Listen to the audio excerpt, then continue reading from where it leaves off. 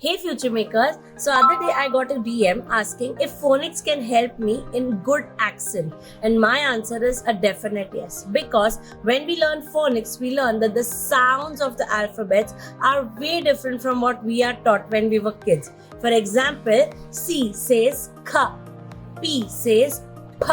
So as in when you learn the sounds of the alphabets, your pronunciations are definitely going to change. Like CUP is pronounced as cup, CAR will be car, CAKE will be cake, PAN will be pan. So once you've mastered the skill of phonics and knowing the sounds perfectly, automatically your English accents will completely change. You will get more confidence in your words and your vocabulary will also be enriched and your patience and concentration will also increase. If you like today's video, do hit the like button and subscribe to TeacherPreneur for more such videos. See you soon.